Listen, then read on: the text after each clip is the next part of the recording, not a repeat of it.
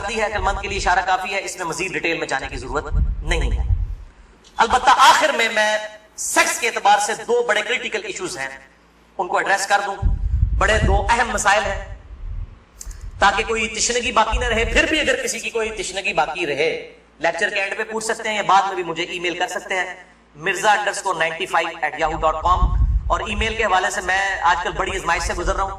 E mails جو ہے وہ سینکڑوں ہزاروں تک پہنچ جاتی ہیں، اس لیے بعض کا 7-8 دن لگ جاتے ہیں میں جواب، یعنی پہلے تو ایک دن میں دے دیتا تھا، اب وہ ایک ہفتے سے بھی بڑھ جاتا ہے۔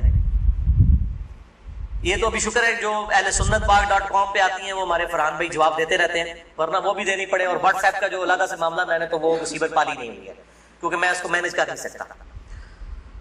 تو یہ آخر میں دو اہم ترین مسائل میں نے بیان کرنے تھے اسی سیکس ڈسپلن کے پوائنٹ آف ویو سے۔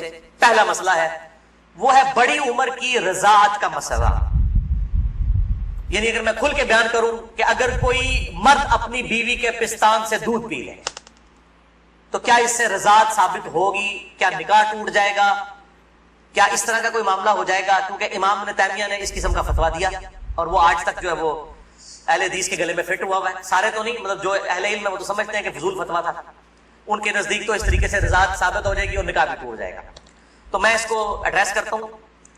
صحیح بخاری اور صحیح مسلم کی متفق علیہ حدیث ہے، بخاری میں 5099 مسلم میں 3568 3568 اور مشکات میں بھی ہے انٹرنیشنل نمبر کے مطابق 3161 کہ آپ صلی اللہ علیہ وسلم نے ارشاد فرمایا کہ جو رشتے دودھ کی وجہ سے، جو رشتے جو ہے وہ نسب کی وجہ سے حرام ہوتے ہیں، وہی رشتے دودھ پینے کی وجہ سے بھی حرام ہو جاتے ہیں۔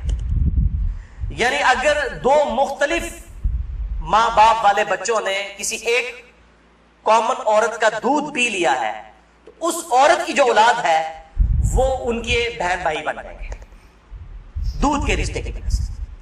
تو جس طریقے سے نسب جو ہے وہ حرمت والا رشتہ بنا دیتا ہے، اسی طریقے سے رضاعت کا رشتہ دودھ پینے کی وجہ سے بھی اسٹیبلش ہوتا ہے، اور وہ ایک دو بار دودھ پینے سے نہیں۔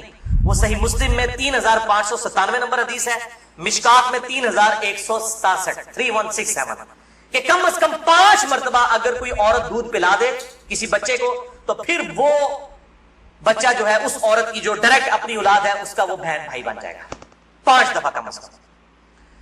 تو وہ محرمات ابدیہ میں داخل ہو جائے گا جن کا ذکر سورۃ النساء کی آیت نمبر 23 چوتھے پارے کی آخری آیت ہے سورۃ النساء آیت نمبر 23 میں ہمیشہ کے لیے جو حرمت والے رشتے ہیں، یعنی ماں باپ کے ساتھ، اس طریقے سے دادی دادا، اس طریقے سے چچا تایا ماموں، یہ سارے رشتے جو حرمت والے ہیں وہ اسی ایک آیت کے اندر بیان ہوئے ہیں سورۃ النساء آیت نمبر 23۔